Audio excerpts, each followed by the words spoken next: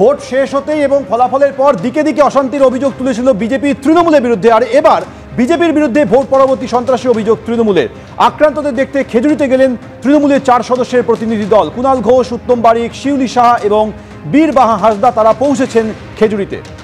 বিজেপির বিরুদ্ধে আক্রমণ চালানোর অভিযোগ উঠছে তাদের দলীয় কর্মীদের ওপরে। সেই অভিযোগ পেয়ে আক্রান্তদের দেখতে গেলেন তৃণমূলের 4 সদস্যের প্রতিনিধি দল।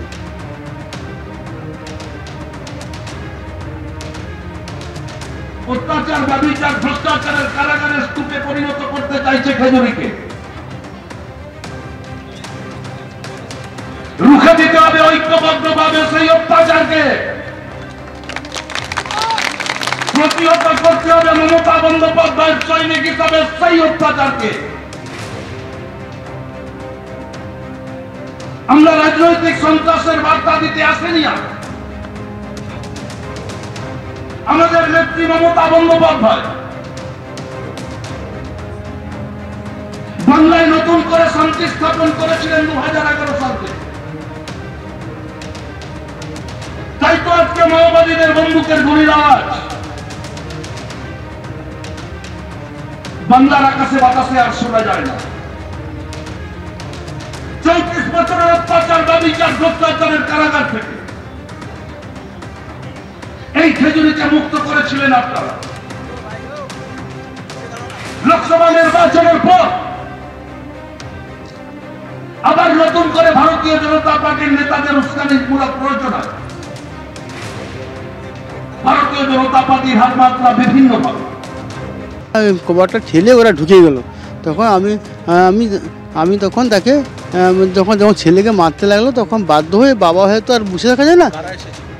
তারা এসে যারা আমার বিরোধী দল ছিল তারা আসছিল, ভোট দিতে না বলছিল, আমি ভোটটা দিয়ে আসছিলাম। আমি তৃণমূলকে ভোট দিয়েছিলাম। হ্যাঁ সেটাই রাগে। বিশাল আতঙ্কের মধ্যে আছে, সারা রাত ঘুম ধরেনি বাবা। আমার ছেলেকে বাঁচানোর জন্য, স্বামী বাঁচানোর জন্য হাত ভাঙিয়েছে বাবা। কি করবো, কাপড়ও করতে পারে। 3 জনকে কে লাগা করবে? আমার ছেলের উপায় কি হবে গো বাবা? ভোট পরবর্তী হিংসাতে এবার আক্রান্ত তৃণমূল কংগ্রেস পরিবার।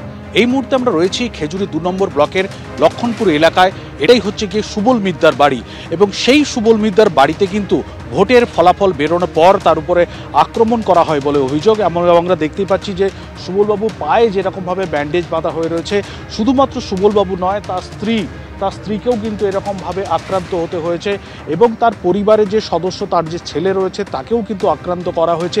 ঠিক কী ঘটনাটা ঘটেছিল সেদিন রাত্রে হঠাৎ বিজেপির দুষ্কৃতীরা এসে অতর্কিতে আমরা ঘুমন্ত অবস্থায় ছিলাম, সেই এতে হামলা করে আমাকে আমার মাথা ফাটিয়ে দেয় আর আমার হাত ভেঙে দেয় এবং আমার মা বাঁচাতে এলে আমার মার হাত 3 টুকরো করে দেয় ভেঙে, এবং আমার বাবাও আমার ছুটে আসে তার সঙ্গে সঙ্গে বাবারও পা ভেঙে দেয় এবং পায়ে বাটামে পেরেক মারা ছিল, সেই পেরেক দিয়ে বাবার পায়ের হাড় ফুটো করে দেয় এবং সবাইকে পঙ্গু করে দিয়ে চলে যায়।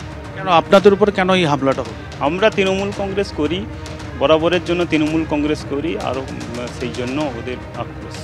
অর্থাৎ এই মিদ্দা পরিবারের যেটা অভিযোগ যে তারা তৃণমূল কংগ্রেসের সমর্থক হওয়ার জন্যই কিন্তু তাদের প্রতি এই আক্রমণ নেমে এসেছে এবং ঘটনা ঘটার পর যাতে আর নতুন করে অশান্তি না হয় সেই জন্য কিন্তু এলাকায় পুলিশ যেভাবে মোতায়েন করা রয়েছে, কেন্দ্রীয় বাহিনীর জওয়ানরাও তারা এরকমভাবে রয়েছেন।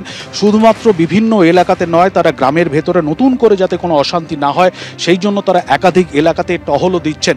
বিজেপির বিরুদ্ধে এই অভিযোগ করা হলে তাদের পক্ষ থেকে কিন্তু এই অভিযোগ অস্বীকার করা হয়েছে। এখন কত তাড়াতাড়ি এই খেজুরি এলাকায় পরিবেশ শান্ত হয় সেটাই এখন দেখার বিষয়।